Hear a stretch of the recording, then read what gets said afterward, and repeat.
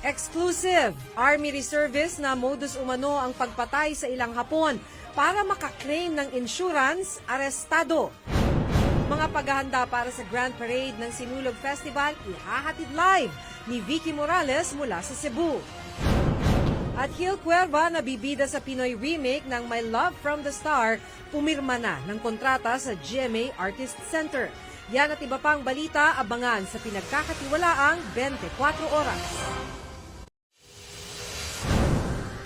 Exclusive! Tricycle na hindi umuno sumunod sa batas trapiko, sumalpok sa kasalubong na kotse. 3 patay, mahigit 1,000 pamilya inilikas dahil sa matinding baha sa Cagayan de Oro. At Miss Universe candidates, nagpasiklaban, suot ang kanilang swimsuit. Yan at iba pang balita, abangan sa pinagkakatiwalaang 24 oras.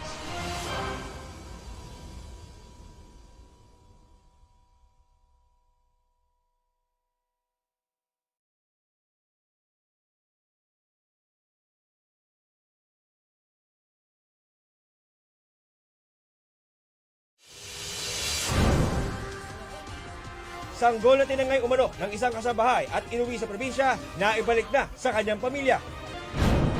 Exclusive! Illegal na black sand mining sa Zambales na pinatatakbo umano ng mga dayuhan, bistado. At sino kaya sa meant to be hunks ang pinakamalaban hanggang sa pagkain ng maanghang na ice cream? Yan at iba pang balita, abangan sa pinagkakatiwalaang 24 oras.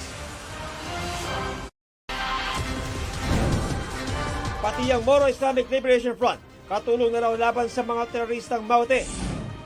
Eksklusibo, lalaking sangkot umano sa sextortion, isinumbong ng biktima raw niyang dalagita. At unang gabi pa lang ng Kapuso remake ng My Love from the Star, minahal na agad ang Pinoy Steffi at Mateo. Yan at iba pang balita, abangan sa pinagkakatiwalaang 24 oras.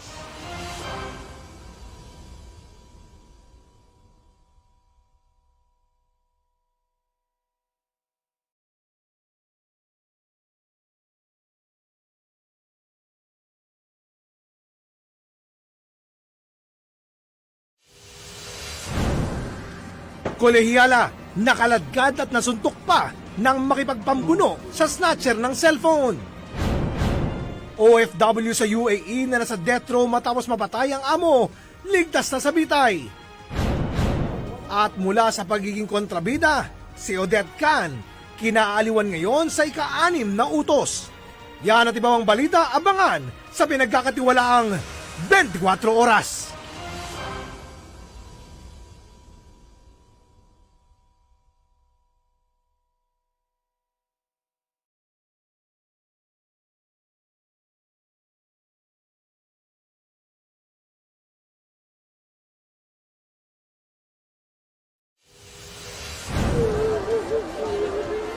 Magkakaanak na biktima sa Bulacan Massacre, inilibing na. Isa pang person of interest sa krimen, pinagbabaril umano ng mga nakamotorsiklong salarin. Dahil sa pagbalik umano ng drug trade sa kulungan, PNP Chief Bato de la Rosa, surpresang binisita ang mga miyembro ng staff na bantay sa Bilibid. At song-song couple ang Descendants of the Sun, ikakasal na. Yan at iba pang balita, abangan sa pinagkakatiwalaang 24 oras.